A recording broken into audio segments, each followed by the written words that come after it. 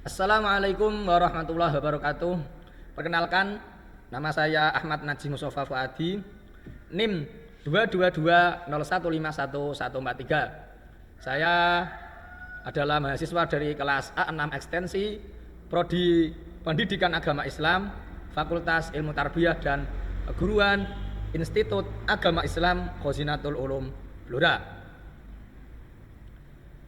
Kembali lagi bersama saya.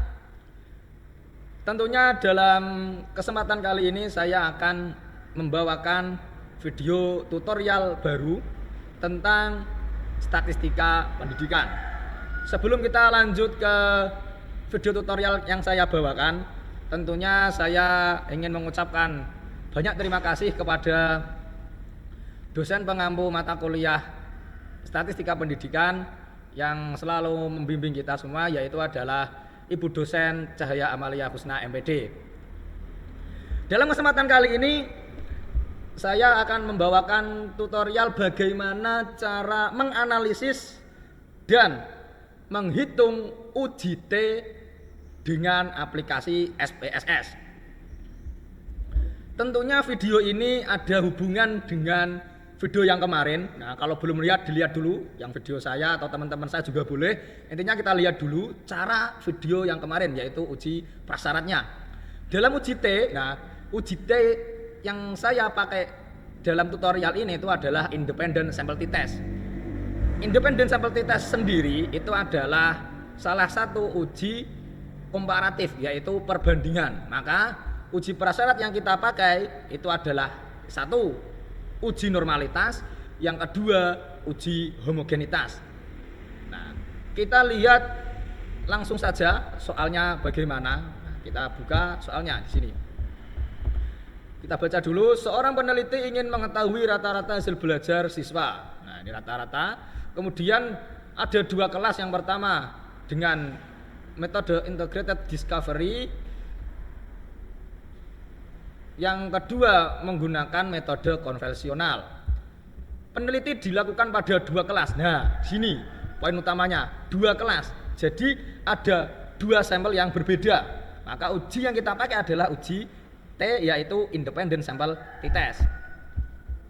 Kelas pertama, kelas kontrol, ini jumlahnya ada 25, sedangkan yang eksperimen ada 20. Di bawahnya ada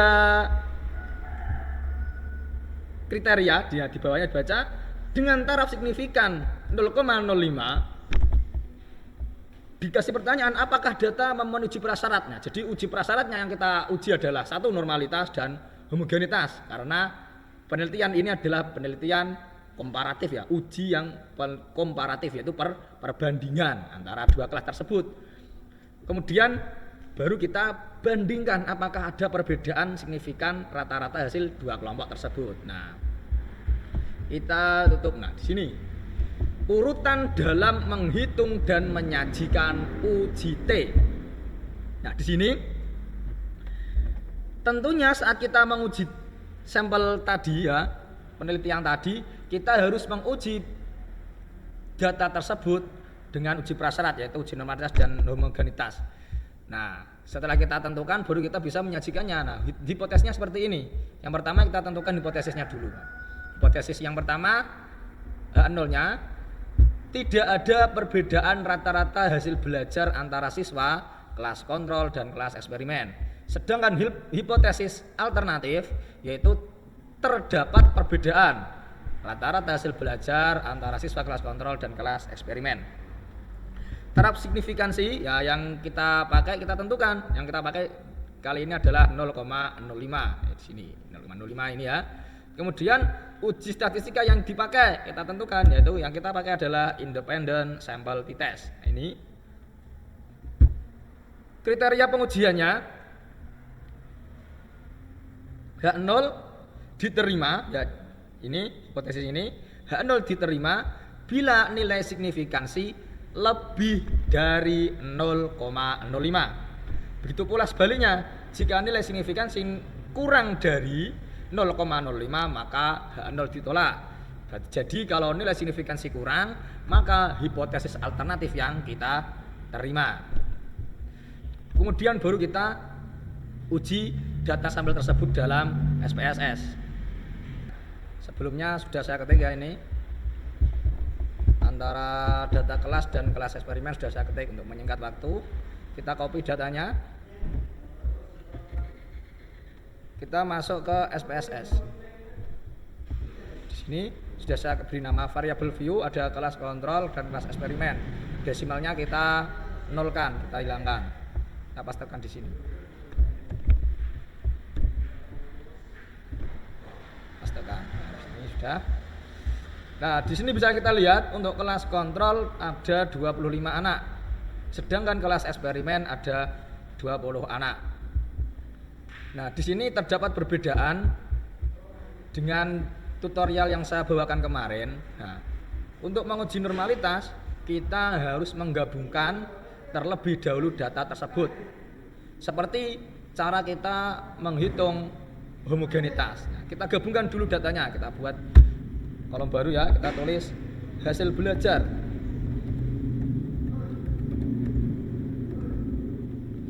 Yang ini kita tulis kelas.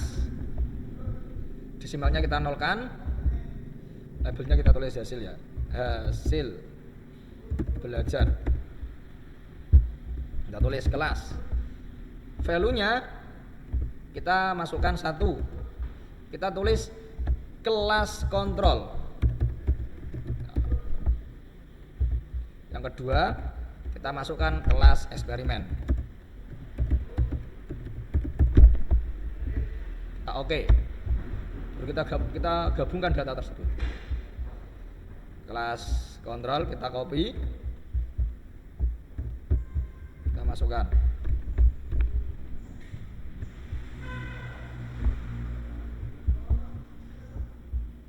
Nah, sudah. Yang kelas eksperimen juga.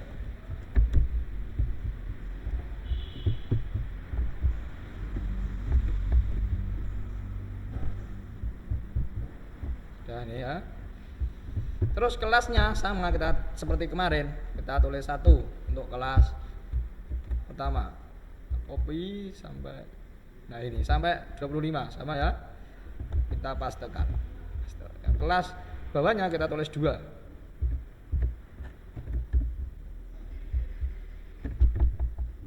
Kita pastekan. Nah, sudah.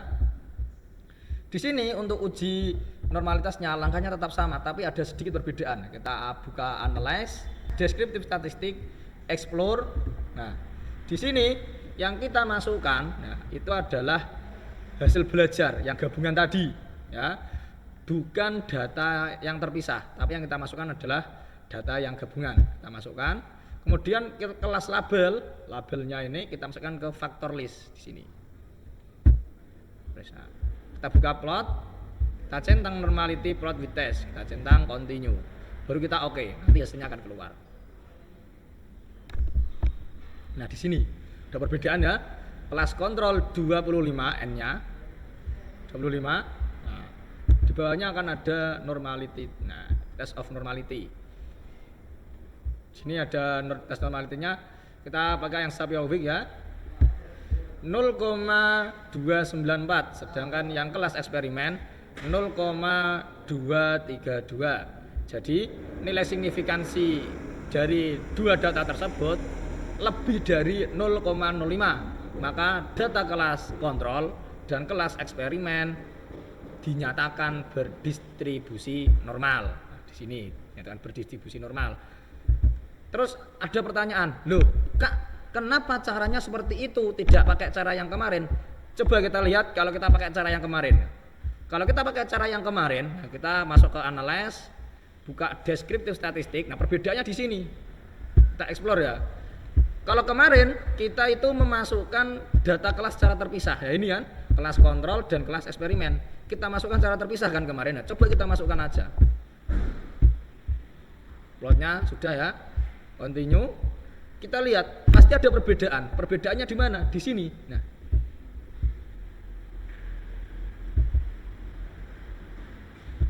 kalau kita gabungkan, kita lihat N-nya 20 kan, beda kan? Nah, berbeda. Nanti hasilnya pun juga berbeda di sini. Di sini DF kelas kontrol itu hanya 20. Jika kita pakai label, nah kita faktorkan, itu DF-nya seharusnya 25. Nah, perbedaannya di sini. Kalau kita uji satu-satu, nah kalau kita uji satu-satu malah benar. Kalau kita uji satu-satu, nah perbedaannya di situ. Kita uji satu-satu aja ya. Coba kita uji satu-satu. Explore, kita uji yang kelas kontrol saja. Oke.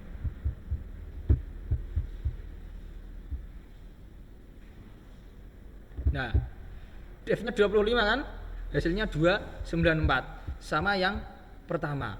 Nah, ini yang uji yang pertama. Uji yang pertama. Jadi kalau kita memiliki data yang jumlahnya berbeda, caranya seperti itu.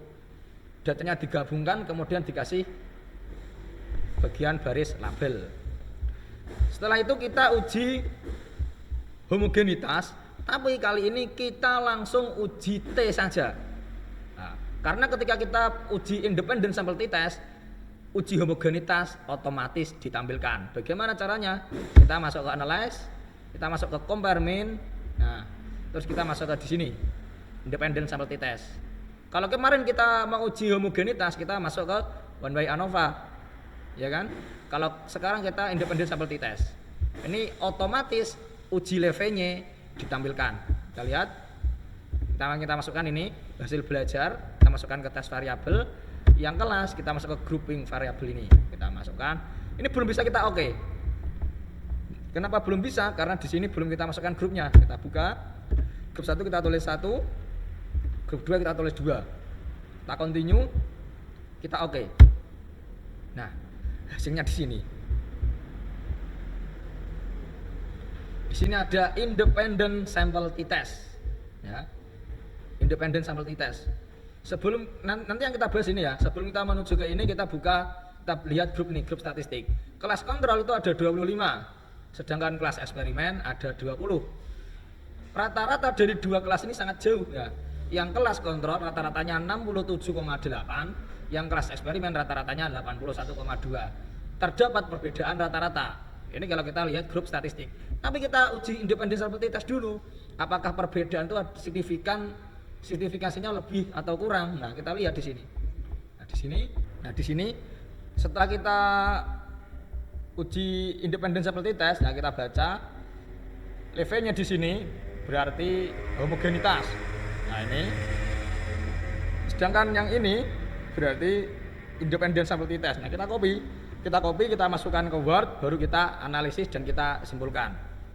Kita buka Word, kita masukkan. Nah, ini. Yang levelnya ini berarti saya blok dulu ya, saya blok beri warna hijau. Yang levelnya ini berarti uji homogenitas. Sedangkan yang di sini berarti uji independent sample t-test. Saya beri tanda kuning. Nah, ini biar tahu ya.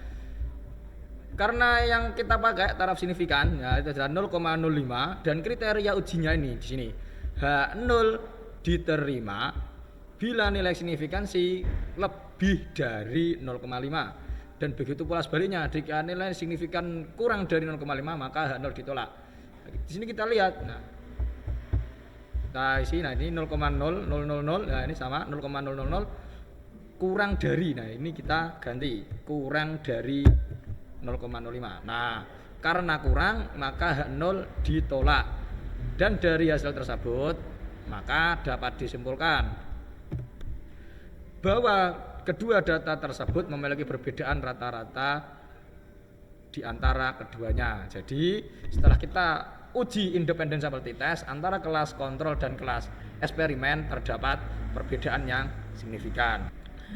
Cukup sekian video tutorial dari saya. Jika ada kesalahan dalam penyampaian, saya mohon maaf sebesar-besarnya. Akhirul kalam, assalamualaikum warahmatullahi wabarakatuh.